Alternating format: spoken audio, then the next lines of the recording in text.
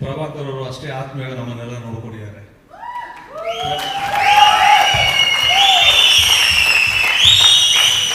ಮೊದಲು ಹೊಸದಾಗಿ ನಾವು ಬಹಳ ಚೆನ್ನಾಗಿ ನೆನಪಿರೋದಂದ್ರೆ ಮೊದಲು ಹೊಸದಾಗಿ ಕೆಲಸ ಮಾಡಿ ಶುರು ಮಾಡಿದಾಗ ವಿಲನ್ನ ಕೆಲಸ ಮಾಡಿದಾಗ ಬಂಧ ಮುಕ್ತ ಅಂತ ಒಂದು ಸಿನಿಮಾಲಿ ಪ್ರಭಾಕರ್ ಸರ್ ಹೀರೋ ಆಗಿದ್ರು. ಆಗ ಸಾಧಾರಣವಾಗಿ ಫೈಟ್ ಮಾಡ್ತಾ ಇದೆ, ಬಟ್ ಅವ್ರ ಜೊತೆಲಿ ಒಂದು ಸೋಲೋ ಫೈಟ್ ಇತ್ತು. ಆ ಫೈಟ್ ಅಲ್ಲಿ ಸಂಪೂರ್ಣವಾಗಿ ನನಗೆ ಫುಟ್ ವರ್ಕ್ ಹೇಗೆ ಮಾಡಬೇಕು, ಹೇಗೆ ಪಂಚಸ್ ಮಾಡಬೇಕು ಅನ್ನೋದನ್ನ ಹೇಳ್ಕೊಡಿದ ಪ್ರಭಾಕರ್ ಸರ್ ನಾನು ಇಲ್ಲವೂ ಕರ್ಕೊಂಡು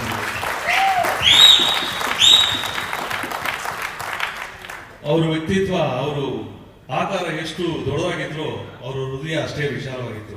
ಅಂತ ಒಂದು ಸ್ನೇಹಜಿ ಪ್ರಭಾಕರ್ ಸರ್. ಅವ್ರು ಯಾವತ್ತೂ ಮರೆಯೋಕ್ಕಾಗಲ್ಲ. ಅವ್ರ ಮಾತನ್ನು ನಾವು ಇತರ ಕಾಲದ ಮರೆಯಕ್ಕೆ ಸಾಧ್ಯವಿಲ್ಲ.